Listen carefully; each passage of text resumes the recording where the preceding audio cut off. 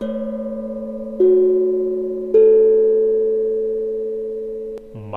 News.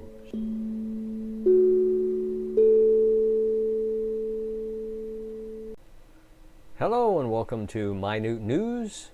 I am not a newt. My name is not Newt, but you can call me Newt. I have a story here for you that just struck me as interesting. It's on Business Insider. An international women's soccer team has demanded a gender test for an Iranian goalkeeper whose heroics cost them a match. And you know what? You look at that picture, and if that was born female, that person looks mighty mannish. And I'm not saying that couldn't happen, because, you know, I've seen some women who, on the inside, mentally were very feminine, and their visage was not so much. And, you know, same thing with some men that, you know, they look like a baby-faced 12-year-old, but yet they were manly and into man stuff. And so, I don't know. But apparently the Jordanian team thinks she's a man, baby. Sorry, had to do it. I know it's dumb, but I had to do it. Iran women's international goalkeeper Zohreh Kudai is facing demand for a gender check. Kudai starred as Iran defeated Jordan on penalties in September, saving 2 spot kicks. Jordan's FA has now written to Asian Football Confederation requesting verification of Kudai's gender.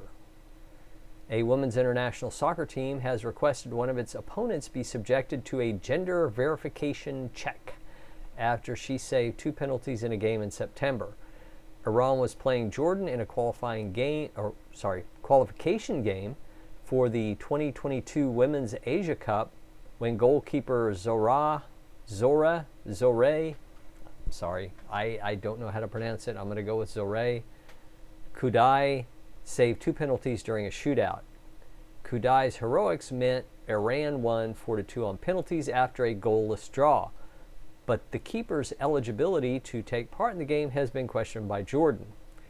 And I think this might be part of the reason that they're saying, yeah, can we check? Can we just check? Can we have someone check? We don't want to look. We really, really don't want to look. But this other person is not a stick.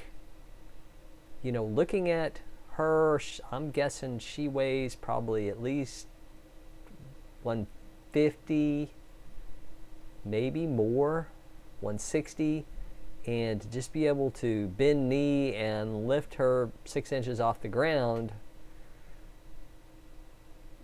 yeah. And granted, you know, they're very strong women. The match took place on September 25th, but Jordan only raised formal concerns on November 5th. The president of the country's FA, Prince Ali bin Al Hussein, tweeted a letter from the country's General Secretary Samar Nasser to the General Secretary of the Asian Football Confederation, Dato Windsor John, demanding an investigation. In the letter, Nasser said, quote, considering the evidence submitted by JFA, Jordanian Football Association, and given the importance of this competition, we request the AFC to initiate a transparent and clear investigation by a panel of independent medical experts to investigate the eligibility of the player in question and others on this team, particularly that the Iranian women football team has a history with gender and doping issues. So see, it may be a biological female who has taken way too much testosterone. Bin Al Hussein then told the Asia Football Confederation to, quote, wake up, unquote. Jordan has not publicly provided any evidence to substantiate its request for a gender verification test on Kudai. According to Saudi broadcaster Al Arabiya, Kudai has faced questions over her gender in the past, but defended herself staunchly. Now look at that picture. That face, could that be female? I don't know. I just don't know. And, that's a minefield anymore here in the West, that, making assumptions about gender is very much frowned upon. And so that makes it difficult when it comes to sports. I mean, are you being transphobic and a jerk if you say that person has, significant body mass, muscle mass, large bones, they have an unfair advantage, whether they were, heavy doses of steroids or what? I know that when I was young, last century when I was young, they all made all kinds of jokes about the women's East German weightlifting team, because they were pretty mannish looking, and rumor had it that they took a lot of testosterone and steroids.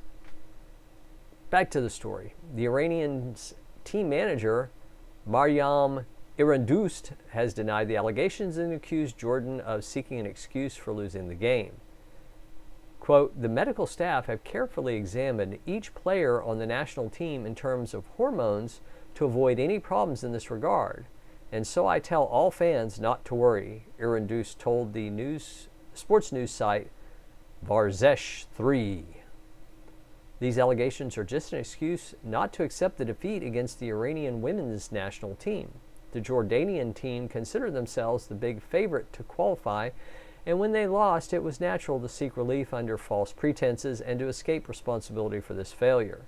We will provide any documentation that the Asian Football Confederation wishes without wasting time. So, there you go. And I will leave it up to you to decide if you care to make a comment. Feel free to do so. Don't be a jerk. That's one of the best rules in life. Don't be a jerk.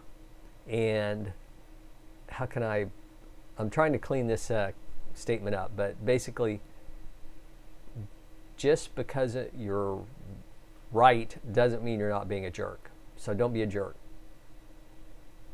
Anyway, thanks for watching. Thanks for listening. If you like what I did here today, hit me with a like and a share. And if you didn't, I'm sorry. Maybe next time. Hang in there. Take care. Bye.